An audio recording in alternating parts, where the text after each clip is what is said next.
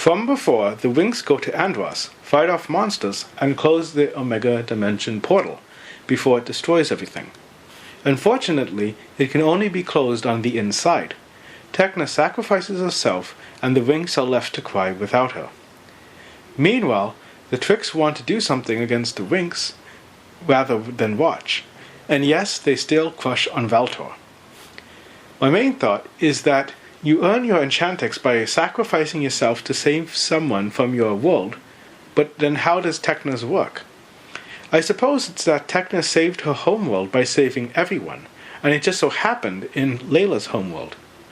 However, I would have liked to see Tecna's homeworld because it would be technological, and, we might, since due to storytelling, she's bound to come back. Musa seems the most affected by Tecna's sacrifice. Now maybe I missed something, but I didn't think that they were that close. Some fun moments was Flirty Florigonda, Winx helping mermaids and each other, parents, and the Tricks without makeup. Ranking. Lots of fighting and another Winx gains her form, and what's memorable is predicted to be undone. From before, Tecna's gone, but Timmy refuses to believe it, and he plans to find her. Meanwhile, the Winx disband. But before that, they plan to meet Valtor, who messes with Stormy after she had messed with some Cloud Tower students. Eventually, Bloom meets Valtor, who speaks of her parents. But why does she believe him? I don't know. In the end, 3 teachers temporarily defeat Valtor, and I really liked how teachers don't do everything, but still are helpful. Characters. In order of appearance, Riven. Honestly, who is this guy? I really liked his character development now. Stormy was unbearably cute, and I could barely watch her because she was so cute. I always love opposite personalities. Very interesting psychological punishments. Silence for Musa, darkness for Flora, and detention for Tricks. I really liked how, even though teens are the main characters, the seniors, the teachers, are capable and helpful. I'll end with a fun slide of the Marilyn Monroe pose, but seriously, those skirts are so short, they're basically a belt with a fringe. Ranking. Overall, I related most with Timmy regarding Tecna, but why was Tecna the unifying force of the Winx? From before, Bloom trains on an island of dragons. Timmy tries to find Tecna, and the Tricks are head over heels. For Bloom, Daphne tells her to find her dragon, who is obviously him, named Buddy, and she takes him to his home. He trains her how to be a dragon, and near the end of the episode, Bloom saves him. It's typical, but cute. For Timmy, with the help of the girls, he tries to find Tecna. There's a montage, and it's so cute. I was squealing. With the Tricks, the episode continues with their silly schoolgirl crushing, and it seems that Darcy is the most favorite. Characters. Lots of cute Bloom moments, and with Buddy, it's fun to parallel their situations. For example, lost kids, isolated and lonely, look for parents, and train to be real. It's so convenient that maybe he's an hallucination. Ranking. I enjoyed it even though, with the good girls, it was sentimental and predictable, and with the bad girls, it was silly. From before, Timmy and the Winx will find Tecna in the Omega Dimension. For Bloom, she is helped by Maya. Maya helps Bloom train, and it's interesting that most of her exercises are getting stronger by not doing magic. The Tricks attack, and Bloom actually earns her Enchantrix through sheer will alone, but without sacrifice, it's incomplete. Characters. For Bloom, 1. Where's Buddy? And 2. Remember you have wings. And 3. Hope she gets some full powers. Some clothes comments. The Tricks sleep in their regular clothes, and the Winx wear summer clothes in a winter place. And just an amusing last slide, kind of funny how the teachers don't even try to stop the kids anymore. And here's a random picture of Bloom in her Enchantrix outfit, really shiny and beautiful and full of light. Ranking. I just did not connect with this episode, but I'm sure that Maya, or something associated with her, will become important. From before, after reconciliation of Bloom and Sky, they journey to save Techna, and the Winx are reunited. And that's actually it. So let's just jump straight to the characters. Firstly, it's sad to see Bloom without her friends, but Lockett greets her. It's really great to see Sky and Bloom together again, and a bit later, I love seeing Lockett being snippy at him. We meet Techna, and this outfit somehow keeps her warm. I felt no tension, since we probably never lose main characters. In general, I really like how there's no real jealousy between characters, except Riven, and everyone hugs. Stella keeps everyone warm, and she keeps away a huge snake. Very noble heroine, sacrificing herself in a way. And we now get to see all of the Winx in their Enchantix forms, and it's really neat to see their powers improving. Considering that continuity has been so important, undoubtedly I've missed very much, but I'm sure that this ice will return. And I loved the girly moment at the end with the sleepover, as well as Flora teasing Bloom with wedding bells. Ranking. I really liked the character moments, but the story merely concluded what we already knew would happen. From before, there's a training session where Bloom's Enchantix powers don't work because they're incomplete. For relaxation, they go shopping, and I loved Stella's mini clothing transportation device and their outfits. There's some boy talk, and it's observed by a guy who, although it's not said, he has to be Layla's arranged marriage. Meanwhile, Valtor needs a box, and when the new guy gets in the way, the Winx allow Stealing to let him go. Characters. I really liked how concerned all of Bloom's friends were, and the teachers were, even Griselda, which is nice. I loved how the Cloud Tower witches were sorry for any of their past problems, but as Griffin said, it wasn't their fault. Ranking. It's not bad, but I just didn't find it too interesting, and it felt like filler, but I did like the dilemma at the end. From before, there are boy troubles, and also Stella's conflict with her dad, interfered with by Cassandra and Chimera.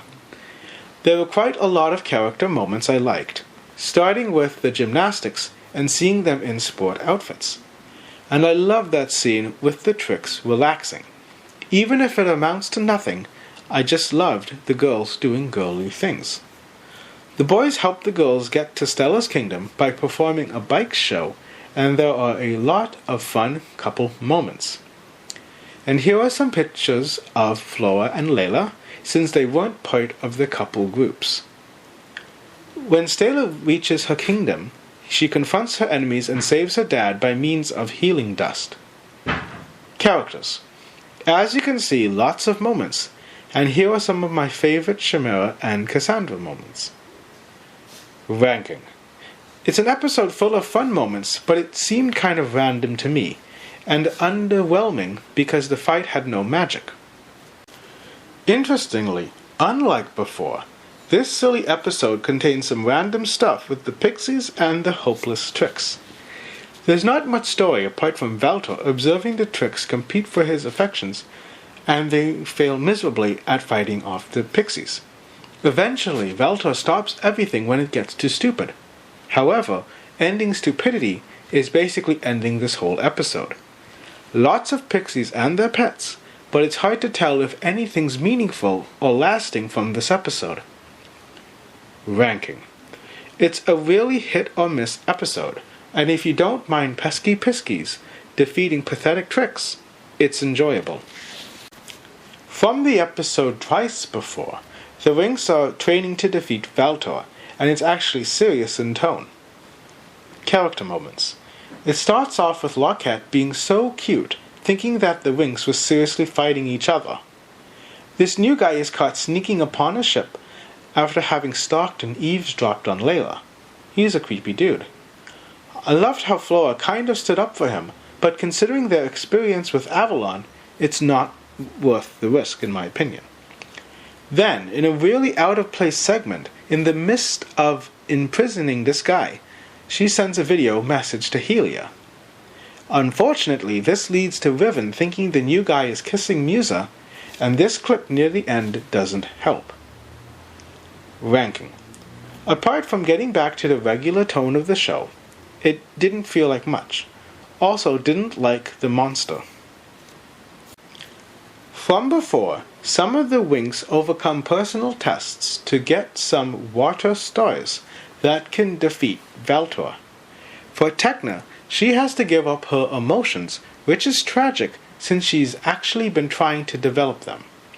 For Stella, she gives up her face, which she sort of experienced since she was a cute monster at the start of the season. But Musa, she has to give up her mom. Too cruel, especially since she had a whole episode of what she meant to her. In the end, they get back what they gave up, except Musa, of course, and they fight off the Trix's attack. Characters. Fun to see the guys befriend each other, also funny to see the Trix scolded for losing and Darcy's close attention. I liked Icy referencing the second episode of the show, Stella being vain, and wondering what if Musa had chosen her mom. Ranking. Episode was fun even if it was predictable. I wonder what the dilemmas would have been for other characters. From before, the main story is that Valtor's not doing well since the good characters team up and he's always losing. He challenges the headmasters to a duel, and there's a twist which is kind of entertaining, if, as usual, predictable. Eventually, he meets Bloom, but she doesn't kill him after he claims he absorbed her parents. So killing him kills them. Despite all the tricks and his reputation, Bloom somehow believes him. After this, no surprise, but Layla's stalker was her fiancé. Here's a random slide to enjoy the outfits and also represent that every girl now has an apparently obligatory boyfriend. Ranking. I liked how the Trix were concerned for Valtor, and also neat that Valtor might be learning from Darcy's illusions.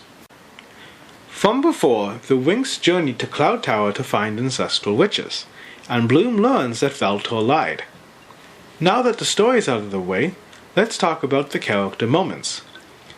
Really effective nightmare for Bloom. Lots of friendship moments. Like usual, anything Flora was always heartwarming to see, and I liked Stella with a lot of hugs. In this episode, we finally see the Trix's Disenchantix, which is their version of Enchantix, and their new outfits. Outfits are virtually the same, unlike the fairies' transformations, or even their own Gloomix charms that differed. Also, the Trix themselves said that Disenchantix was very powerful, but they were so easily defeated. Why? It's as if Valtor dressed them in, shall I say, battle bikinis for his own pleasure. It fits his documented creepiness. But I'm not going to stress this fact too much, since the Trix themselves don't seem to mind, and so neither do I. I suppose these outfits are consolation for not seeing the Trix in swimsuits during the beach episode, Season 2, Episode 21. Ranking.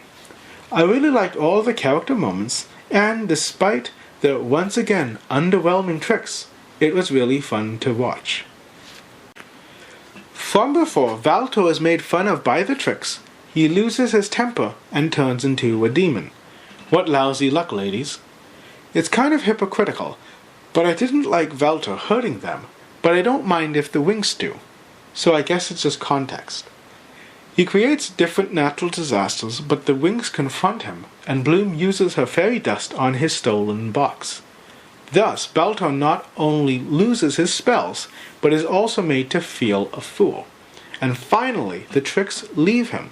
Late, but good choice. Curses are undone, and it's great to see the restoration of the mermaids who were harmed at this season's beginning. It's so funny to see the Trix lament over having to go back to Light Rock, and I can't wait to see them again. It seems like a happy ending with all the couples hugging, but we still have an episode left, so who knows. I'll end this with some cool pictures of Stella, and I suppose this teasing of Valtor really suited her personality. Ranking. Epic and funny, and I really liked it, though most of it might be the relief that the Trix finally dumped him. From before, the Winx restore the destruction caused by Valtor. Really nice to see Musa with her music. Valtor kidnaps the boys, and the girls have to save their dudes in distress, even though they know it's a trap. Those supposed boyfriends were elemental monsters. The Winx defeat them, and eventually Bloom defeats Valtor. There's the end of the year party, and I'll end this episode review with Musa playing her flute. It's really lovely. Ranking. So much for Valtor, who had failed to do the bidding of the ancestral witches, but really, good girls always win, eventually. A post-season bonus slide. After looking at Stella's Enchantix transformation, when she kisses, it forms a heart of sparkles. And that completes my review for the 3rd season. My one-line seasonal review would be this. If the female antagonists didn't have their hearts ruling their heads, and if they just took a step back and thought about the situation logically and objectively, then I'm sure that Valtor wouldn't have been able to do anything, since he wouldn't have been able to manipulate them into doing his bidding. What's next is my movie re-review. I'll just be commenting on my review by updating my comments because now I know the past 3 seasons which built up to the movie. Winx Club is directed, created, and produced by Ingenio Straffi and his company Rainbow SRL in co-production with Rye Fiction.